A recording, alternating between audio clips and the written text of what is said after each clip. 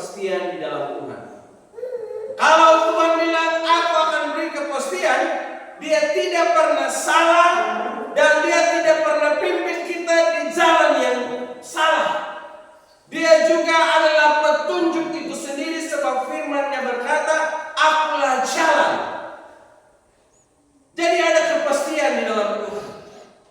Jadi di tengah kebimbangan kita sebagai manusia, di tengah dunia yang kita anggap ini tak menentu, kita punya Tuhan yang selalu beri kita hal yang pasti. Ari Lasso dalam lagunya bilang begini, bahwa segala yang terjadi dalam dunia ini adalah misteri ilahi, adalah rahasia dari Tuhan. Tidak pernah ada yang tahu dan menduga apa yang akan terjadi dengan kehidupannya. Tapi hari ini saya ingin berbagi dengan kita sekalian, dunia boleh tidak pasti, bahkan pasangan tidak pasti, orang-orang dekat kita mungkin tidak kasih kita kepastian, tapi Yesus selalu kasih kepastian. Baca firman Tuhan dalam Yakobus pasal 4 ayat 13 sampai ayatnya yang ke-15. Bacaan firman Tuhan terdapat di dalam kitab Yakobus pasal yang ke-4 ayat 13 sampai ayatnya yang ke-15. Demikian bunyi firman Tuhan. Jadi sekarang kamu yang berkata, hari ini atau besok kami berangkat ke kota Anu, dan di sana kami akan tinggal setahun dan berdagang serta mendapat untung. Sedangkan kamu tidak tahu apa yang akan terjadi besok. Apakah arti hidupmu? Hidupmu itu sama seperti uap yang sebentar saja kelihatan lalu lenyap. Sebenarnya kamu harus berkata, jika Tuhan menghendakinya, kami akan hidup dan berbuat ini dan itu. Saudara yang dikasihi oleh Tuhan, dalam Tuhan ada kepastian. Hidup manusia tidak pasti, tetapi Tuhan tetap, dan Ia juga yang berdaulat atas kehidupan kita, berdaulat atau berkuasa atas kita sekalian. Tidak pasti kalau manusia. Contoh saudara, orang yang kita anggap yang paling kita percaya, bisa-bisa saja ingkar janji. Contoh yang anak-anak muda, kita ini karena muda yang lain. Kita bilang aku cinta kamu sampai nangis-nangis karena kita cinta, aku sayang satu sama lain. Bila perlu kita tidak mau lepas dari dia, sehari saja tidak dia sama dia, kayaknya kayak galau minta ampun. Aduh, kita stres. Tapi ternyata orang yang kita anggap dia kita punya jodoh, bisa-bisa dia pergi, saudara. Itu salah satu bahwa tidak ada yang pasti. Nah, kalau kita lihat ini gambar, saudara, ini adalah gambar yang jelas karena sesuai dengan firman Tuhan tadi. Hidup itu sama seperti uap yang sebentar saja kelihatan, tapi dia akan segera berlalu, segera lenyap. Ini gambar gelas. Saudara, kalau kita pegang gelas, itu perlu hati-hati atau sama halnya kita pegang ini yang kata aku waktu lu buat teh. Hati-hati toh. Atau ada di antara saudara diambil gelas, dia hanya begini saja, rima yang ada. Itu pasti kalau mama dulu itu saudaranya pada-pada, hati-hati main itu gelas. Nah, kita marah. Hidup itu sama seperti itu, saudara. Kita rapuh, mudah hancur. Hidup manusia itu rapuh. Walaupun kita bilang kita ini adalah orang yang paling kuat, tapi bisa saja kita rapuh. Ada satu orang kaya, saudara, kaya raya sekali. Tapi walaupun dia begitu kaya raya, dia tidak pernah tidur sama seperti kita. Kita, saudara, bisa tidur 8 jam sampai 10 jam, 12 jam. Bisa tidur begitu. Tapi si orang kaya ini, dia tidak pernah tidur. Paling dalam semalam tidur 3 jam itu sudah terlalu lama buat dia. Karena dihimpit dengan berbagai ketakutan dan kekhawatiran.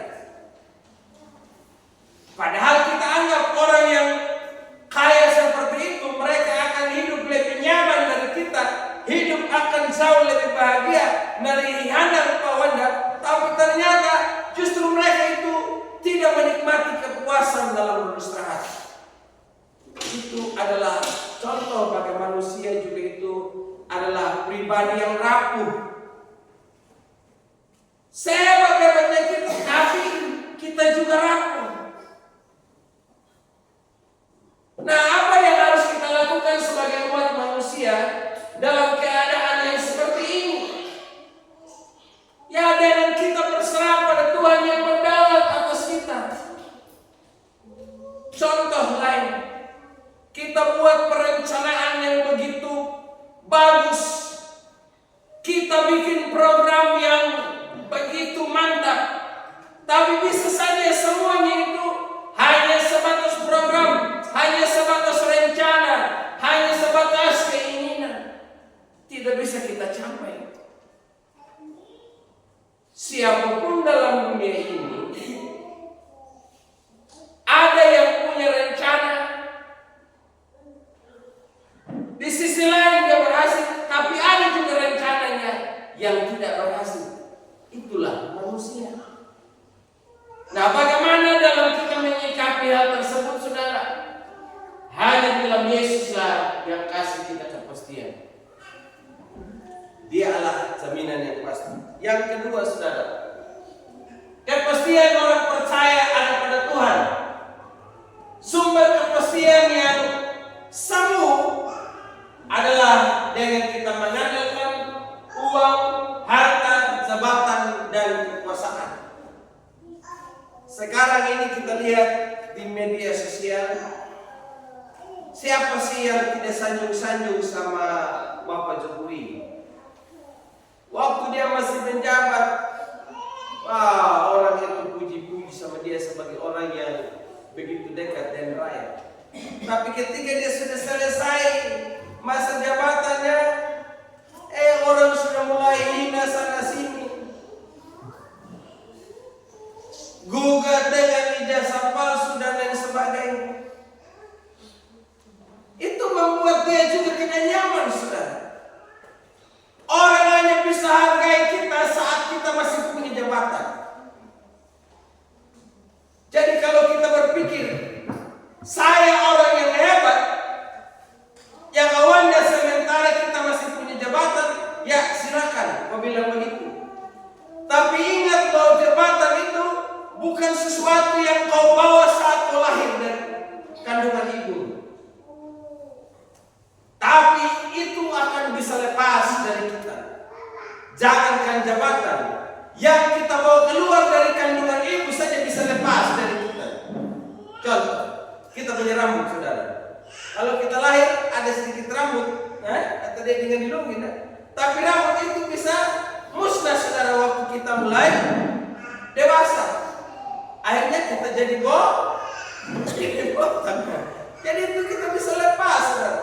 Sama juga kita lahir dari kandungan ibu kita dengan begitu normal, kita bawa dengan tangan kaki yang utuh, tapi bisa saja waktu kita sudah besar, tangan kita puntung, kaki kita juga bisa puntung. Artinya bahwa tidak ada yang abadi sebetulnya dalam hidup ini. Semua bisa lepas. Jadi tidak ada hal yang dapat kita bangga-banggakan dalam diri kita, sekalipun kita dianggap orang yang lebih dalam segala hal dari orang lain. Saya juga kadang sedih, Bapak Ibu. Saya sedih kalau saya lihat orang dengan sedikit apa yang dia miliki, hamkai kapingunanya, wulunanya, atau yang ada peramana, tapi dia anggap remeh sama orang lain. Saya sedih, saudara. Dia pikir apa yang dia miliki itu adalah sesuatu yang membuat dia bisa nyaman dalam hidupnya, menjadi tempat sandarannya untuk dia tidak pernah mengalami yang namanya kesusahan. Tidak sebetulnya, saudara. Jadi dalam dunia tidak ada sesuatu yang bisa kita bangga-banggakan sebagai hal yang menjamin akan hidup kita menjadi lebih baik. Makanya kalau kita lihat ini gambar selanjutnya saudara, ini adalah orang yang lagi instalasi ya. Sama seperti instalasi listrik ini. Harus tertanam. Tapi kalau cuma kita tempel biasa saja, maka mudah copot.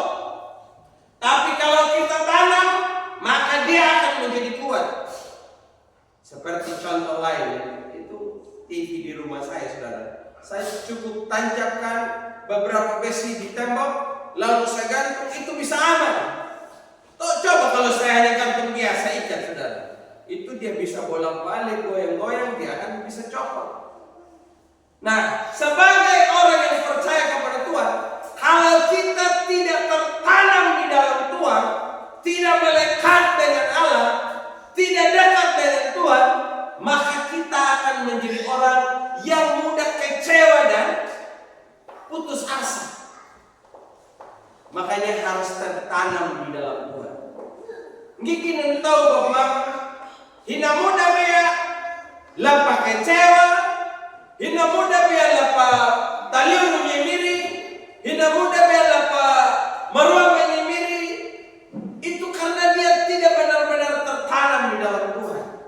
Tapi orang yang melekat dengan Tuhan, sekalipun digoyangkan oleh berbagai godaan, cobaan, ujian, kesana kemari, tapi dia tidak akan pernah lepas. Dia akan tetap berdiri kokoh. Sama seperti pohon. Dan pinggir air, kalau akarnya semakin tertanam ke dalam, walaupun angin datang dari arah selatan, timur, barat, utara, goyang sama dia, memang daunnya bergoyang. Tetapi pohon itu tetap berdiri kokoh karena tertanam dengan kuat. Tapi kalau pohon itu tidak memiliki akar yang tertancap ke dalam, maka dengan mudah ini goyang sedikit langsung roboh.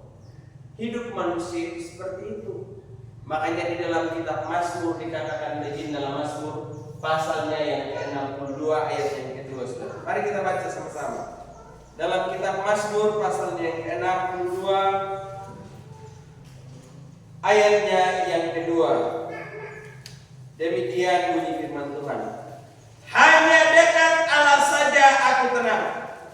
Dari dialah keselamatanku. Hanya dekat Allah saja aku tenang. Dari dialah keselamatanku. Daripadanya lah keselamatanku. Itu dalam terjemahan yang lama. Hanya dekat Allah saja. Saya lihat di sisi lain kita tahu bahwa hanya dekat dengan Tuhan kita akan merasa kenyamanan. Tapi mengapa orang sulit mau dekat dengan Tuhan? Pimananya, ya kata Maria dinyatakan lahir Jemir itu yang menjamin hidup kita menjadi tenang dan bahagia. Tapi mengapa orang itu lebih suka menjauh dari Tuhan? Yang justru membuat dia hidup semakin tidak tenang. Itu saudara bisa pikir sendiri. Ulang di rumah renungkan baik-baik. Sebetulnya hanya dekat dengan Tuhan buat hidup saya jadi nyaman. Tapi mengapa saya menjauh dari Tuhan? Ini jadi perenungan buat kita di tahun yang baru ini saudara. Sehingga kekristenan kita tidak hanya sekedar menjadi agama atau sebuah keyakinan yang kita pertunjukkan pada dunia, tapi sebetulnya hati kita tidak sedang melekat dengan Tuhan.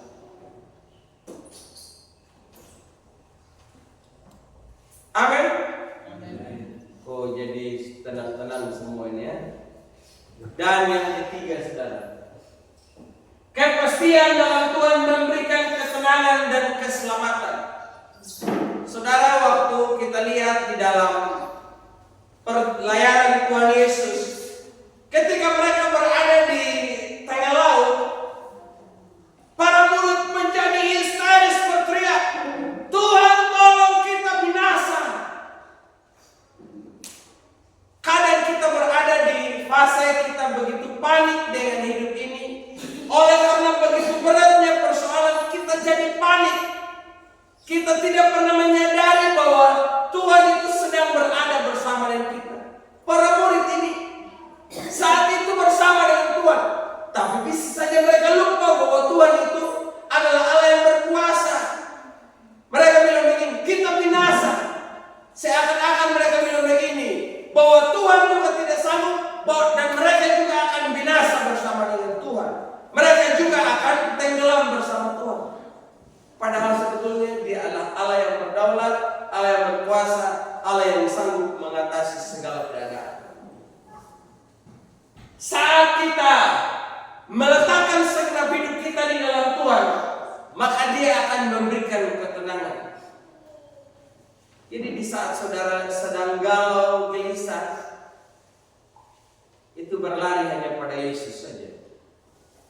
Karena di dalam Injil Yohanes juga firman Tuhan bilang begini, "Janganlah gelisah hatimu, percayalah kepada Allah, percayalah juga kepadaku," kata firman Tuhan. Hidup manusia yang penuh dengan berbagai kesukaran, tidak ada tempat yang bisa membuat kita benar-benar bahagia. Saya kasih contoh. Zaman sekarang ini kalau orang lagi stres, laku bersiar di pantai, atau habis itu pergi ke tempat refreshing, mau di gunung kah, mau di tempat yang ada tempat rekreasi lain lah gitu. Mereka berpikir itu bahwa saat mereka pergi ke sana, mereka lepas dari segala kesulitan yang mereka alami. Bahkan orang yang dari Jawa saja bisa rela buang biaya waktu yang begitu banyak datang ke Sumba hanya lihat keindahan-keindahan yang ada di Pulau Sumba. Waktu mereka sampai di Sumba, mereka bilang begini, "Aduh, luar biasa ini Pulau Sumba, asik sekali, kita bahagia sekali." Setelah mereka pulang, itu kembali tetap ada juga dalam masa yang sulit. Nah, artinya dengan kita menganggap bahwa kebahagiaan saya dengan saya melakukan ini, itu tidak pernah benar-benar memberi kita kepastian, hanya di dalam Tuhan.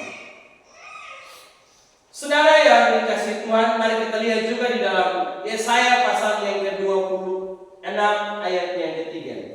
Yesaya pasal 26 ayatnya yang ketiga.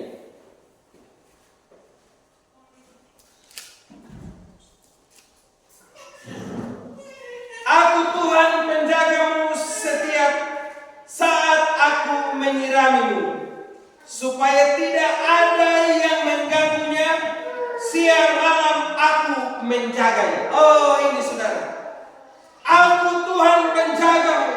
Kalau kita baca juga di dalam kitab Mazmur, firman Tuhan katakan, penjaga Israel tidak pernah terlelap, tidak pernah tertidur, siang dan malam Ia selalu menjaga kita. Adakah satpam saudara yang bisa berjaga-jaga 24 jam dalam sehari? Itu kalau satpam diberi, ada yang tugas siang, ada tugas malam. Kalau dia tugas terus dari pagi sampai ketemu hari esoknya, itu dia bisa mati saudara, karena dia tidak bisa tidur. Tuhan itu penjaga kita yang tidak pernah tertidur. Saudara tidur, dia tetap jaga, padahal saudara sudah tidur ini. Yang beda yang itu yang kata itu hidup. Anaknya itu aman dah, tak anak tu dah boleh aku dulu, tak anak darah temah tak aku dulu. Yang kita dia sudah tidur sedikit, kita bilang kita tidur. Oh, kalau Tuhan itu begitu. Kita diam, kita bekerja, kita beraktivitas, Tuhan tetap jaga kita. Tapi pada jaga temiri, dia tidak pernah dikte sama saudara dan saya, harus berlaku nama pendawana. Tuhan hadir, Tuhan jaga kita, tapi dia tidak pernah mengarahkan secara paksa untuk harus melakukan sesuatu. Tidak pernah. Jadi kalau ada pertanyaan yang begini, kalau memang Tuhan adalah Allah yang maha hadir, mengapa dia izinkan saya untuk buat kesalahan? Mengapa dia izinkan saya mengalami masalah? Jawabannya adalah Tuhan memang hadir dalam setiap keberadaan manusia. Tapi dia tidak pernah memaksa saudara, kau jangan buat salah, kau harus buat yang benar saja. Tidak pernah. Sama juga saat kita menghadapi masalah. Saat kita menghadapi masalah, di manakah Tuhan? Tuhan juga tetap ada. Tetapi kehadirannya tidak pernah membuat kita lepas dari masalah, tetapi justru kadang dia izinkan kita berada dalam masalah supaya kita boleh merasakan tangan yang penuh kuasa itu sedang bekerja menolong saudara dan saya. Tuhan adalah penjaga kita siang dan malam. Kalau kita lihat juga firman Tuhan yang lain dalam kitab Mazmur, firman Tuhan bilang begini, di saat saudara sedang tertidur, dia juga tetap memberkati kita. Bukan saja sedang bekerja, tapi di saat kita tertidur, itu dia juga tetap memberkati kita. Kehadirannya bukan hanya sekedar jadi penonton, Pada jaga kan bukan cukup. Hamana, taruh ada blok, taruh, hanya kita lihat dia. Tapi kehadirannya juga bertindak untuk menolong dan menyelamatkan. Hal yang ketiga, saudara yang dikasihi oleh Tuhan. Baca firman Tuhan di dalam kitab Yohanes pasal 10 ayatnya yang ke-28. Yohanes pasal 10 ayatnya yang ke-28. Saudara sudah temukan? Oke, tolong yang bilang amin baca firman Tuhan ini. Ya, silakan. Yang bilang amin. Yohanes 10 ayatnya yang ke-28.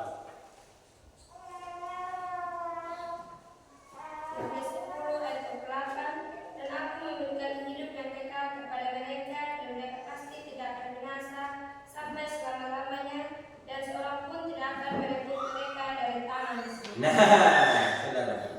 Firman Tuhan katakan bahwa Aku memberikan hidup yang kekal pada mereka dan mereka pasti tidak akan binasa. Perhatikan ini. Aku sudah berikan hidup buat mereka dan mereka pasti tidak akan binasa. Saudara, kalau mati kira-kira binasa atau hidup kekal?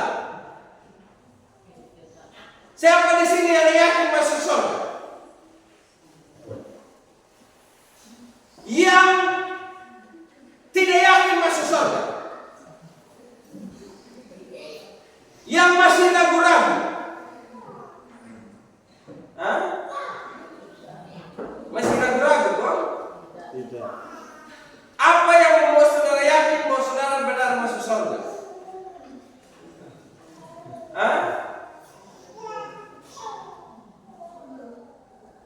Kalau saudara berpikir bilang begini, saya yakin masuk surga. Jelas firman Tuhan katakan, aku memberikan hidup yang kekal dan mereka pasti tidak binasa. Tapi pertanyaan lain lagi, saya masih berdosa. Ingat ini baik-baik. Kita orang yang percaya pada Tuhan terima keselamatan. Keselamatan itu diberikan pada kita karena kita berbuat baik atau apa, saudara? Atau anugerah? Jadi kadang orang bilang begini, saya masuk surga. Tapi ada yang bilang, saya kurang yakin masuk surga karena saya masih berbuat salah. Saya tidak masuk surga karena saya buat salah. Dia selalu berpikir bahwa keselamatan itu dia beli dengan perbuatan baik. Padahal sebetulnya keselamatan itu diberikan pada kita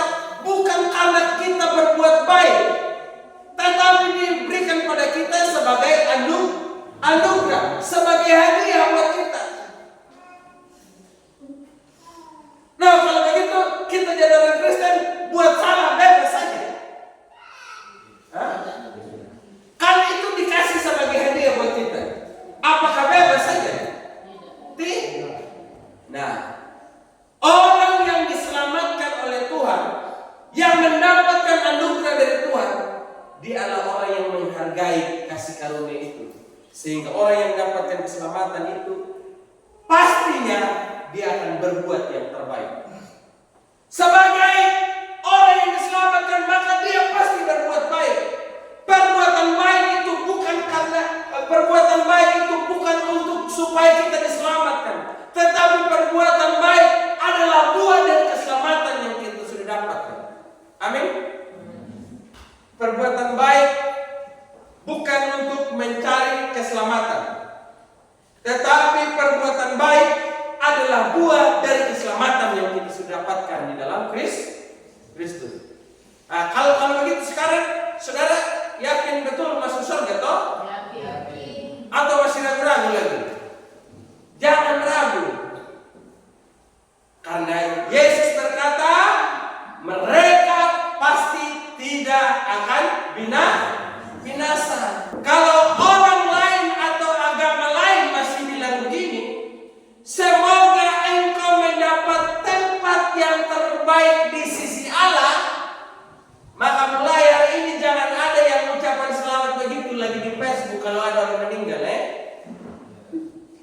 Jangan bilang semoga ini arwah almarhum diterima di sisi Allah. Jangan kau bilang semoga lagi. Diterima, amin. Nah, itu harus pasti begitu. Selamat beristirahat di tempat yang telah disediakan. Kan begitu bagus. Makanya saya sekarang kalau setiap saya ucapkan sesuatu, kalau ada yang meninggal, saya tulis RIP. Saudara mengerti itu RIP? Tuhan Allah. Nah, tapi pada tulis RIP kok? Rest and peace. Beristirahatlah dalam damai. Jadi orang Kristen itu kalau mati beristirahat dalam damai. Kita semakin bahagia bersama Tuhan. Jadi kalau orang lain bilang semoga, kita tidak perlu semoga. Apalagi doakan orang-orang yang meninggal itu tidak ada lagi buat kita itu. Atau kita bilang juga, selain kita bilang semoga engkau mendapatkan tempat yang layak dan doa yang lain lagi, semoga engkau menjadi pendoa lagi buat kami. Tidak ada lagi yang begitu. Jadi jangan aneh-aneh. Saya tidak mau lihat postingan jadilah pendoa buat kami yang masih bersialah di bumi ini. Kelihatannya begitu keren juga, tapi buat apa dia doakan sama kita, saudara? Itu dia urus, dia punya bahagia di sana. Yang jadi pendoa di surga cuma satu sekarang, saudara. Siapa? Tuhan Yesus. Jelas di dalam kitab Ibrani dikatakan bahwa dia adalah imam besar yang ada di surga. Dia senantiasa mendoakan kita. Itu Yesus jelas. Tapi kalau orang yang mati, dia tidak doa lagi buat kita. Amin. Jadi ada kepastian di dalam Yesus. Jadi kalau saudara pergi yang akan terlampau minum, jangan barang masuk surga ni mati ni. Nya kalau bapak dia bawa kerong, aja kalau nyung wamu, nyung kat kuyakin na persen tamu surga wamu. Dan kuyakin dengan budi. Kalau engkau tidak punya keyakinan, berarti sama juga jadi orang Kristen, tidak ada guna. Karena kita harus percaya kembali pada poin yang kedua tadi, tertanam dalam Tuhan. Begitu Bapak Mama. Jadi saudara, yang terakhir, mari kita lihat baca ayat firman Tuhan hari ini. Yeremia.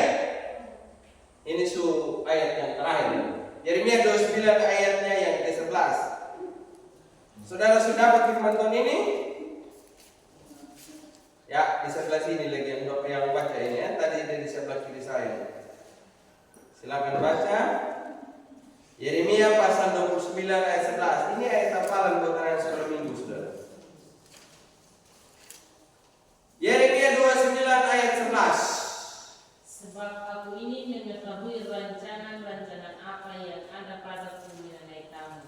Demikianlah firman Tuhan, yaitu rancangan damai sejahtera, bukan rancangan kecelakaan, untuk memberikan kepadamu hari depan yang penuh harapan. Nih, kepastian di dalam Tuhan adalah kepastian dalam hal apa? Yaitu damai sejahtera. Apa kepastian yang kita dapatkan dalam Tuhan sehingga kita mau menyerahkan hidup kita atau bersandar pada Tuhan? Karena di dalam Tuhan kita yakin ada damai sejahtera. Firman Tuhan katakan dalam Injil Yohanes bahwa damai sejahtera ku tinggalkan bagi kamu, kata Tuhan Yesus. Dan dia sendiri yang bilang damai sejahtera ku tinggalkan bagi kamu, bukan sekedar damai sejahtera yang dia beli lalu dia kasih sama kita. Kalau dia habis nanti berarti sudah habis juga, tidak ada apa-apa lagi. Tapi yang memberi kita damai sejahtera adalah pribadi yang namanya juga disebut sebagai Raja Damai. Sehingga dia tidak pernah kehabisan damai sejahtera. Dia selalu kasih kita. Ya damai sejahtera kayaknya ini mbak pindah bulu miliar dan tahun yang perahaya miliar abang tahu berjak nah. Tapi karena dia adalah sang sumber itu, maka dia tetap memberikan damai sejahtera bagi kita sampai sekarang hingga selama-lamanya. Itu kalau kita bersatu sama Tuhan, kita akan nikmati damai sejahtera. Meskipun kita berada di lembah kekelaman, tapi kita akan tetap merasakan sukacita.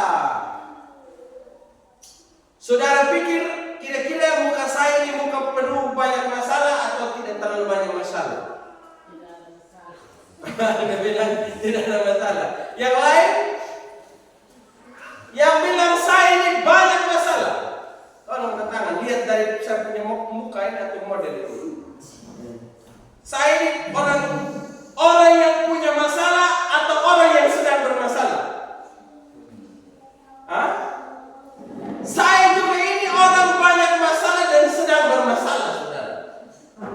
Ya, saya banyak masalah karena tiap hari banyak masalah persoalan kehidupan. Saya juga adalah orang yang bermasalah karena saya masih juga hidup di dalam dosa, saudara. Jadi saya masih punya masalah dan orang bermasalah ini. Tapi saya punya wajah, Mama Alga bilang, muka Bapak Gembala tidak kelihatan punya masalah. Karena saya tiap hari selalu nikmati damai sejahtera Tuhan. Orang yang nikmati sukacita dengan Tuhan itu orang tidak tahu bahwa kita punya masalah. Dia lihat kita baik-baik saja.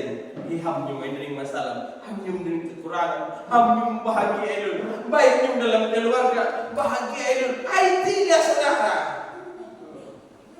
Tadi pagi saya masih agak sedikit ngoci-ngoci dengan ibu. Masih ngoci-ngoci. Saya nggak cerita apa sih tadi saya.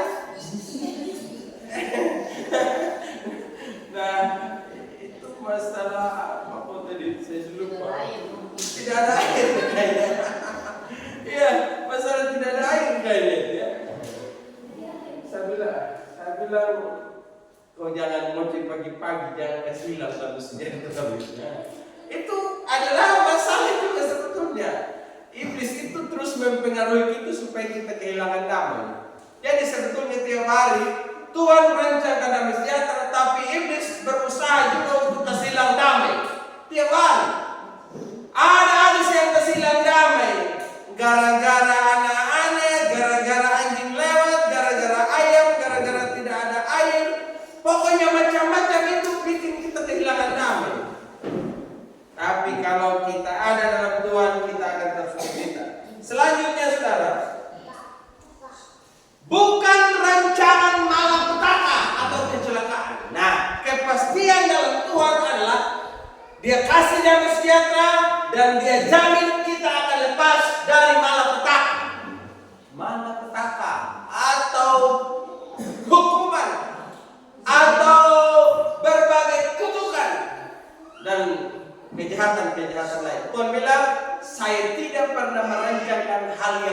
kepastian bagi kamu. Asik saudara ya.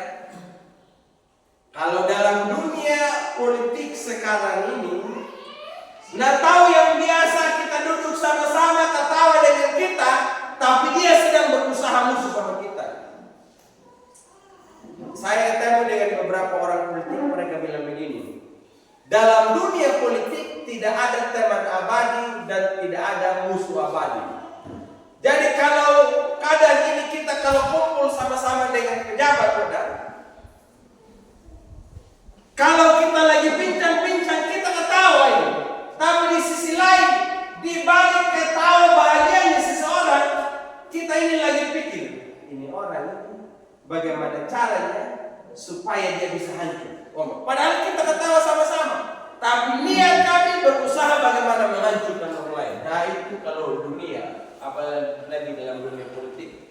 Makanya kita lihat ada orang yang hari ini mereka itu teman, tapi esoknya mereka bisa saja menjadi lawan. Itulah dunia. Tapi ternyata Tuhan tidak pernah merancangkan malapetaka. Dikatakan untuk memberikan kepadamu masa depan yang penuh pengharapan. Berarti rencana Tuhan, kepastian yang Tuhan berikan bukan saja untuk hari ini di hari Minggu, bukan saja untuk hari esok di hari Senin, tetapi untuk masa depan sampai selama-lamanya. Masa depan itu dimulai dari kapan? Masa lalu itu termasuk hari kemarin atau barusan? Masa lalu itu termasuk 1 detik yang lewat, itu masa lalu. Karena 1 detik yang lewat tidak mungkin kembali, toh.